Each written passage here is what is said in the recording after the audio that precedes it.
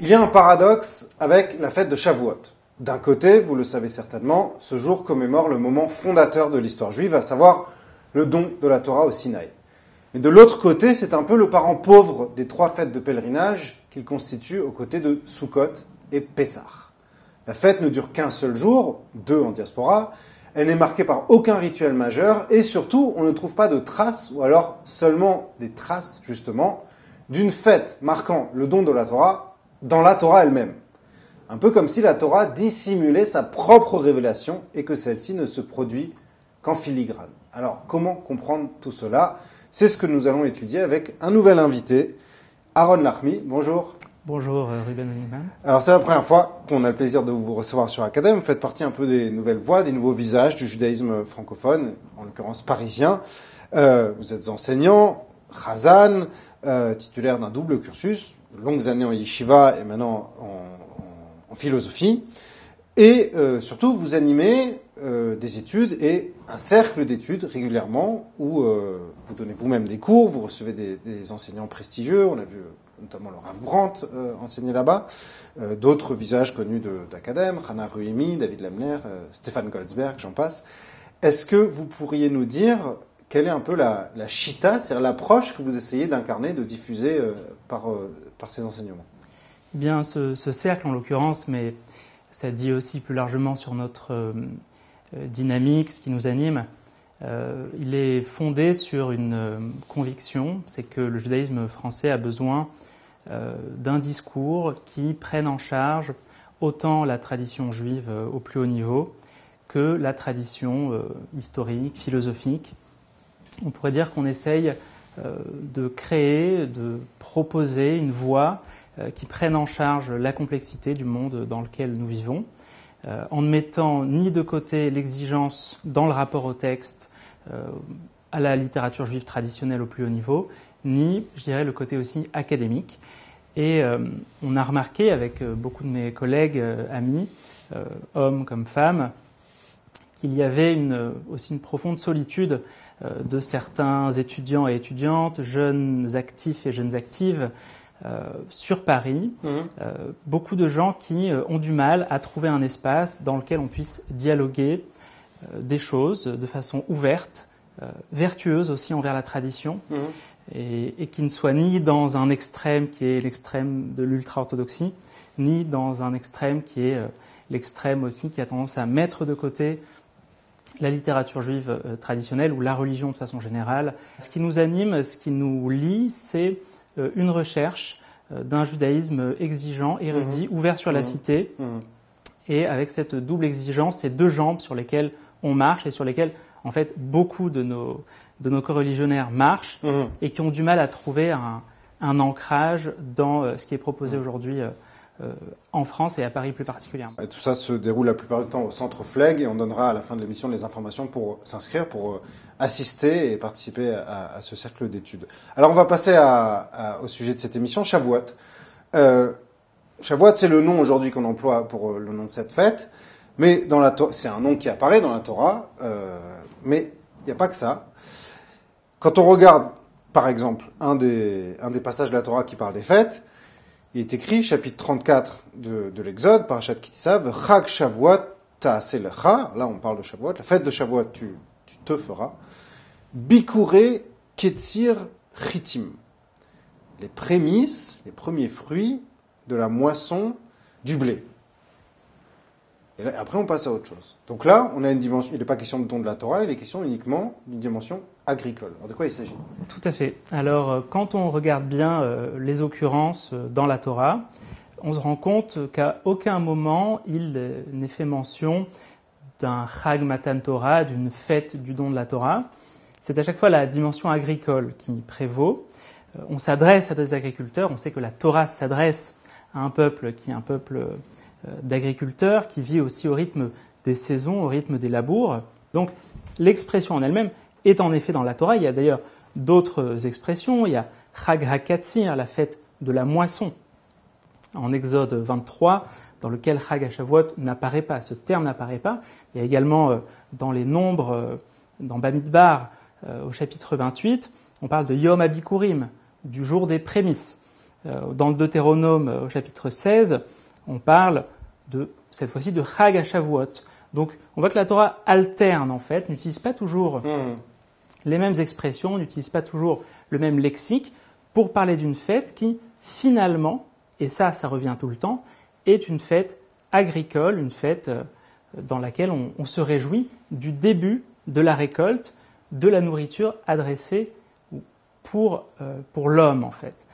Parce que Chitim, c'est bien le blé, c'est ce qui va nourrir l'homme, et c'est de ces prémices-là dont on se réjouit à Shavuot. Il y a le nom de Hatzeret aussi, dans le langage des Chachamim, des sages. On ne dit pas Shavuot, on dit Hatzeret. Ça veut dire quoi, Hatzeret? Tout à fait. Alors, c'est intéressant parce que les sages de la Mishnah et du Talmud emploient une terminologie neutre par rapport à Shavuot. Alors, certes, on a dans le Talmud une mention du jour de Shavuot qui est Yom Matan Torah, qui est le jour de la fête de la Torah, mais le terme Shavuot n'est pas employé. En effet, il y a le terme Hatzeret.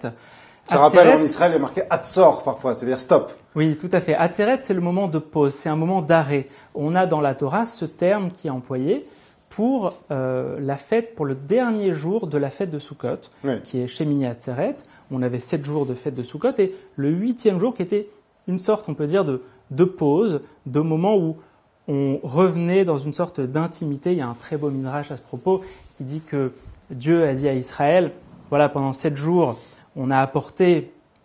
vous avez apporté et ont apporté des sacrifices tous les peuples du monde, parce qu'on sait qu'il y avait 70 sacrifices qui étaient faits pour les 70 nations. Il y avait un côté assez universel dans la fête de Shavuot. Et le 8e jour qui était Shemini Chag Hatzeret, donc une sorte d'arrêt, de moment de pause, où Dieu dit à Israël dans le Midrash, bon, tous les invités sont partis, maintenant faisons notre petite fête entre nous.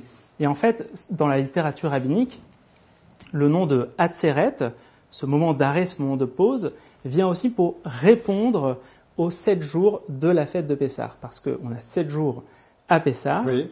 7 jours, c'est dans lesquels on se réjouit, on se rappelle, on commémore la sortie d'Égypte. Et le moment de pause, le moment d'arrêt, le moment du jour du don de la Torah, et qui en fait répond directement, et comme on va dire la cerise sur le gâteau, ce qui nous permet de terminer en beauté un processus qui a commencé déjà à l'époque de Pessah. Si je comprends bien ce que vous êtes en train de dire, c'est comme si Shavuot était un petit peu le dernier jour de Pessah. Exactement. Le lendemain de Pessah, en tout cas. Tout à fait. Et on comprend parfaitement, du coup, pourquoi ça s'appelle Shavuot, puisque ce sont les semaines, précisément, qu'on compte pendant le Homer, entre la fête de Pessah et de Shavuot. Mais alors, avec tout ça, il reste l'éléphant dans la pièce. On a cette dimension polymorphe de Shavuot, Hatzeret, Shavuot, Chag HaKatzir, Chag HaBikurim, très bien, mais quel rapport avec le don de la Torah? Comment est-ce qu'on en est arrivé de cette dimension agricole à une fête qui, soi-disant, commémore le don de la Torah? En fait, il y a 2 éléments qui doivent attirer notre attention. Tout d'abord, et on a déjà insisté dessus, le fait que Shavuot, c'est avant tout une fête agricole. Donc ça induit un rapport à la terre. La Torah s'exprime, elle parle, elle s'adresse à des agriculteurs. Il y a aussi autre chose qui doit attirer notre attention, c'est que le cœur ardent de la fête de Shavuot, à l'époque du temple, c'est précisément le temple lui-même. Et avec la destruction du temple en l'an 70, il va y avoir une redistribution du judaïsme qui va être géographique. Il va y avoir aussi, petit à petit, le rituel qui va arriver vers la synagogue. On sait que le judaïsme rabbinique refonde le judaïsme après la destruction du temple. Et donc, cette fête de Shavuot, qui avait été vidée de son sens par le fait que précisément on n'avait plus de temple et qu'on n'avait plus de rapport à la terre, va être progressivement investie d'un nouveau sens, celui du Chag Matan Torah. Ce que vous dites là sur Shavuot, en fait, on peut aussi un peu le comprendre sur Pessah, c'est-à-dire que c'est un peu comme l'invention de la Haggadah de Pessah qui apparaît à ce moment-là. Il n'y a plus de temple, c'est une substitution d'un rituel par un autre? Alors, on peut dire partiellement, parce qu'en fait, quand on regarde des écrits assez anciens, comme dans les Chroniques, dans le 2e livre des Chroniques, au chapitre 15, un livre biblique, un livre biblique qui est dans le canon biblique, qui fait partie du Tanakh, on se rend compte que déjà, les sujets de Assa, le roi de Judée, donc on est au 9e siècle avant notre ère, selon la chronologie, l'historiographie biblique, on voit que Au 3e mois, encore une fois, Vayavo Bébrit, les sujets du roi de Assa, roi de Judée, se rassemblent à Jérusalem pour rentrer dans l'alliance, l'Hydrosh et Hachem Elokechem, pour demander leur Dieu. Et il y a une espèce de, on va dire, on refait le don de la Torah parce que on dit Vaïshavu Hachem Bekol Gadol, ils se mirent à faire serment à Dieu à haute voix, ou Betroa, ou Bechatzrotzrot, ou Beshofarot, avec des acclamations, des trompettes et des cors. Donc en fait, dans la Bible elle-même, on voit que c'était quand même un moment, ce 3e mois, le mois de Sivan. Il se passe quelque chose, ouais. Il se passe tout à fait quelque chose, mais là non plus, on n'a pas de date extrêmement précise. Alors je mets les pieds dans le plat. Pourquoi la Torah dissimule-t-elle un événement aussi fondateur, aussi capital que le don de la Torah au Sinaï? On s'attendrait à ce qu'elle dise, comme pour la sortie d'Égypte, ce jour-là, Dieu a donné la Torah au peuple juif et vous célébrerez ce jour-là en souvenir du don de la Torah. Pourquoi pas? Pourquoi ce silence? Alors, on est réduit à des interprétations, à des hypothèses. Il y a tout de même 2 éléments qui doivent attirer notre attention. Le premier, c'est que la Torah, quand même, parle d'un moment. C'est pas comme si elle ne parlait pas d'un mois. Elle donne des indications, mais elle n'en donne pas assez pour qu'on sache précisément quand ça a lieu.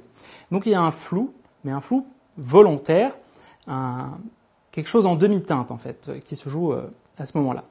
La deuxième chose, c'est que l'événement en lui-même, et c'est un peu paradoxal, l'événement en lui-même, il est décrit en termes grandioses. Oui. Et d'ailleurs, Moïse, à part le fait d'avoir décrit en termes grandioses au moment où la Torah est donnée, Moïse, dans le Deutéronome, admoneste, parle, invective presque Israël, en lui disant « Rak hishamer lecha ou shmor nafshecha meod » fais très très attention de ne pas oublier ce que tu as vu, ce que tu as entendu, les grandes voix, Yom Asher Amadta Lifnei Hashem Elokecha Bechorev, le jour où tu t'es tenu devant Dieu au mont Horeb, c'est-à-dire au mont Sinaï. Et Rabbi Moshe ben Nachman va même jusqu'à dire, dans l'annexe qu'il rédige au livre des commandements de Maïmonide, va jusqu'à parler d'un interdit d'oublier le don de la Torah, précisément. C'est-à-dire qu'il y aurait de quoi l'oublier, il y a peut-être une amnésie potentielle là. Alors, un événement aussi puissant.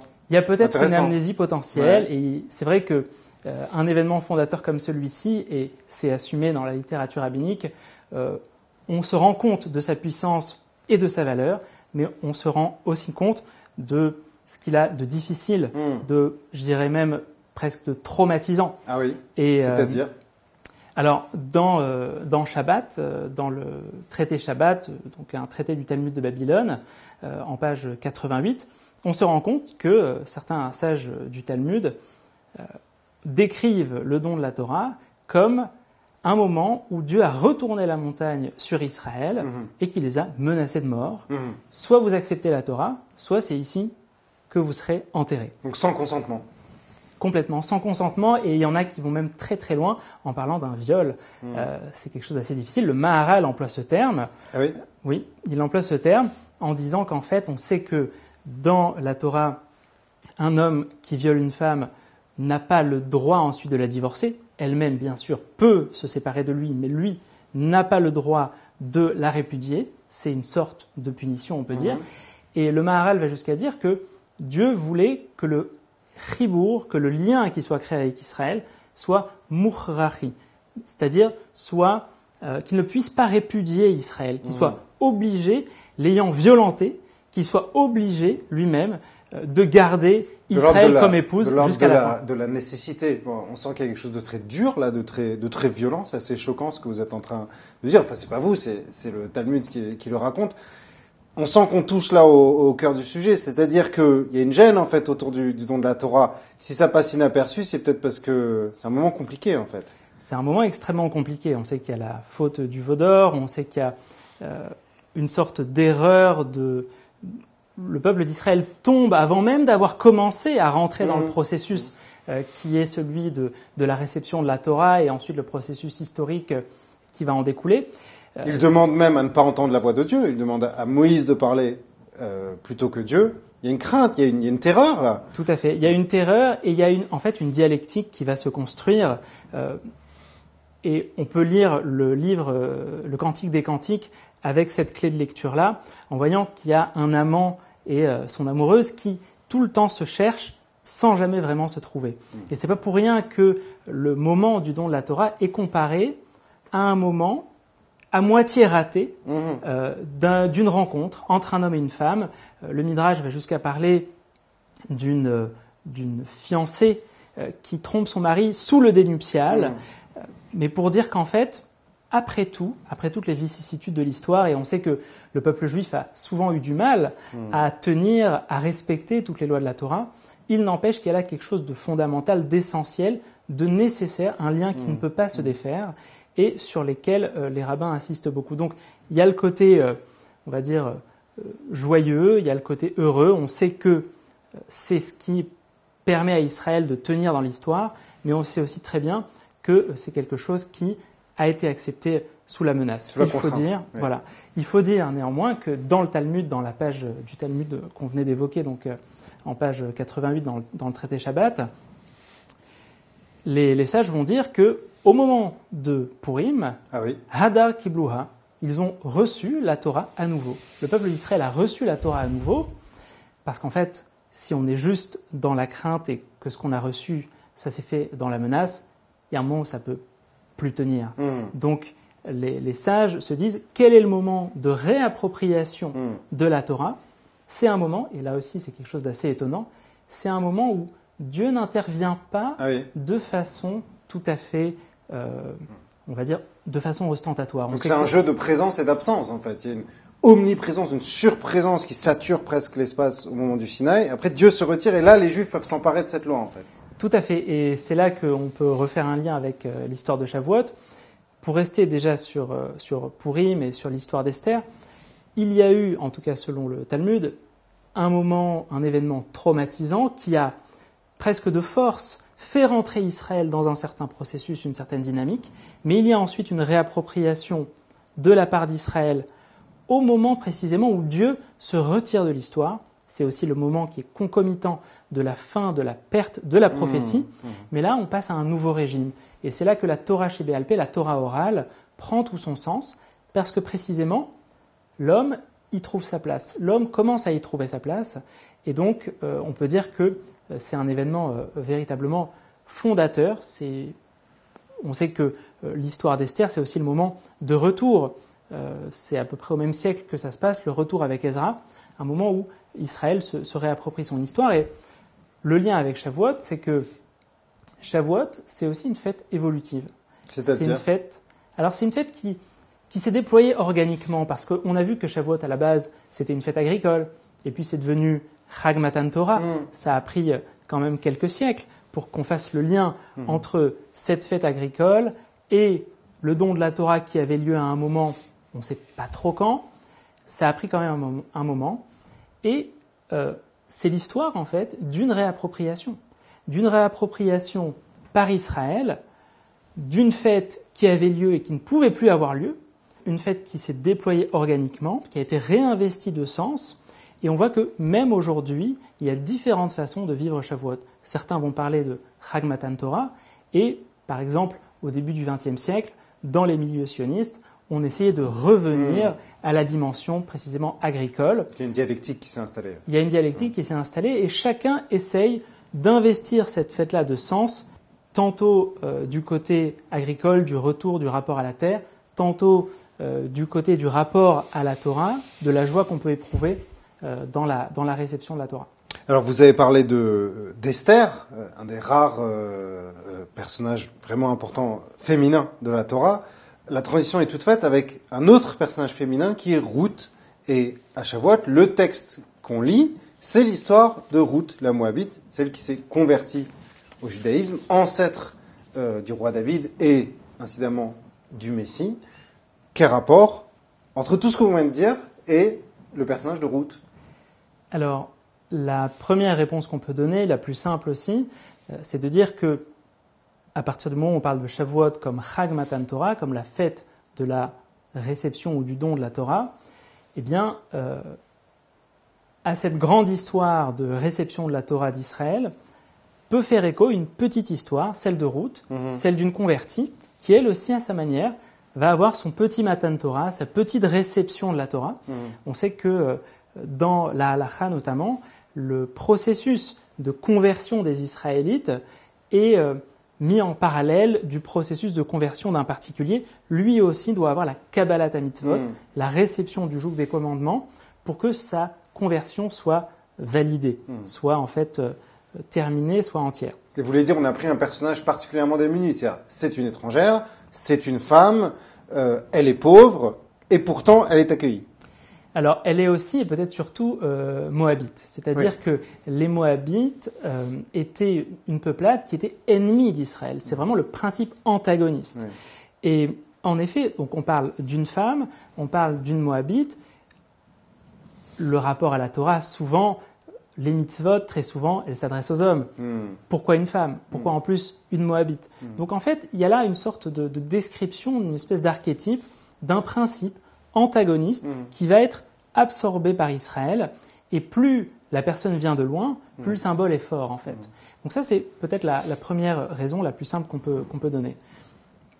La deuxième, et c'est là aussi qu'il y a un lien avec l'histoire d'Esther, c'est que ce n'est pas pour rien que à deux moments cruciaux que sont Purim et Shavuot, il y a des femmes qui sont des héroïnes. On parle de deux moments de réappropriation précisément. Avec l'histoire d'Esther, on en a parlé, c'est un moment où Dieu commence à voiler sa présence et le peuple juif, grâce à Esther, se réapproprie sa Torah. Mais il y a aussi l'histoire de Ruth. Ruth, c'est une femme qui va en fait presque subir une sorte d'histoire, mais qui va aller jusqu'au bout, même pour obtenir le mariage avec Boaz, va réussir à obtenir ce qu'elle veut obtenir, mais d'une façon assez pudique. Le texte est toujours assez pudique sur ce qui se passe autour de Ruth. Même au moment où elle va peut-être être avec lui dans la grange, le texte ne dit pas vraiment les choses. C'est ténébreux. C'est extrêmement ténébreux. En tout cas, donc, ce moment de Shavuot, c'est pas pour rien qu'il est lié à Ruth, parce que dans la Megillah de Ruth aussi, il y a une sorte presque d'absence de Dieu. Il y a un verset très intéressant dans lequel il est dit « Vaïker mikreha » et son hasard hasarda. On pourrait le traduire de cette manière, c'est quand en fait Ruth commence à aller ramasser avec les pauvres, ramasser des gerbes de blé, et Vaïker mikreha, son hasard hasarda, pour l'amener dans le champ de Boaz. Donc cette expression revient à deux reprises dans la Megillah de Ruth, et un peu comme dans la Megillah d'Esther où le nom de Dieu n'est absolument pas évoqué, dans la Megillah de Ruth aussi, on sent qu'il y a une espèce de présence divine qui est en arrière-plan. Il y a une sorte de main invisible qu'on peut reconnaître comme ne pas reconnaître et qui va guider les choses. Et c'est assez constitutif du rapport d'Israël, à partir du moment où, du rapport d'Israël à Dieu et du rapport d'Israël à la Torah, à partir du moment où la prophétie n'est plus là, où le sens ne se manifeste plus, il y a toujours quelque chose en arrière-plan qu'on est obligé de reconnaître. Et qui s'applique peut-être aussi à l'histoire individuelle de chacun, à l'histoire particulière. C'est-à-dire que la façon d'acquérir la Torah se fait aussi à travers cette dimension-là infinitésimale qui nous échappe. Alors, une dimension... Il n'y a pas un processus, pardon de vous couper, il n'y a pas un cursus universitaire de Torah. C'est une Torah Traïm, c'est une Torah d'existence et ça se joue dans les petites alcôves de notre vie. Tout à fait. Et la fête de Shavuot symbolise très bien ça, parce que c'est une fête dans laquelle il n'y a pas de rituel extrêmement précis. C'est une fête qui a pris, on peut dire, presque son envol. Et chacun est libre de faire à peu près ce qu'il veut. S'il veut faire un gâteau au fromage, s'il veut plutôt manger de la viande, il y a une discussion chez les décisionnaires pour savoir qu'est-ce qu'il vaut mieux manger. Eh bien, en fait, c'est ce qui nous rend le plus joyeux. Donc, il n'y a pas quelque chose d'extrêmement précis à faire. Chacun est libre de créer son propre rapport à la Torah. Selon sa singularité. Selon sa singularité.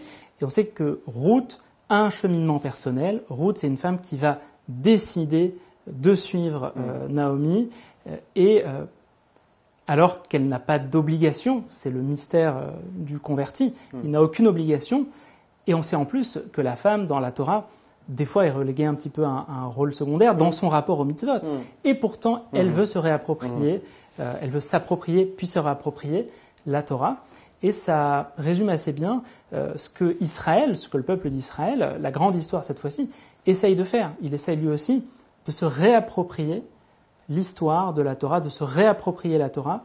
à chaque génération, et en particulier à ce moment-là de Shavuot, dans lequel un rituel n'est pas véritablement imposé. Sauf précisément le rituel qui consiste à étudier la Torah, chacun selon ses compétences, chacun à son échelle et selon sa singularité. Et on va dire que le judaïsme rabbinique, celui qui s'est réapproprié le rituel après la destruction du temple, a placé l'étude de la Torah au cœur de la vie juive. On parle désormais, je vais reprendre une belle expression de Daniel Boyarin, de patrie portative qui désormais accompagne le peuple juif et qui accompagne chacun. Et donc, la fête de Shavuot, c'est le moment, chacun à sa manière, chacun avec ses moyens aussi, de se réapproprier la tradition juive. Et ce qui n'empêche pas de manger un bon morceau de tarte au fromage. On n'a pas expliqué aujourd'hui pourquoi on mange de la tarte au fromage à Shavuot. Ce sera pour une autre émission. Merci beaucoup, Aaron Larmi, pour toutes ces explications. Merci à vous. On peut retrouver vos propres cours sur une chaîne YouTube qui s'appelle Judaïsme Érudit. Qu'est-ce qu'on fait si on veut suivre vos cours, s'inscrire au cercle d'études? Il y a une adresse mail à laquelle on peut écrire? Eh bien, on peut me contacter sur LinkedIn, Facebook, et puis assez vite les choses... le monde juif parisien est assez petit et assez vite les gens qui cherchent se retrouvent. Voilà. Très bien. Merci beaucoup. Chag Sameach à vous tous et merci pour votre fidélité.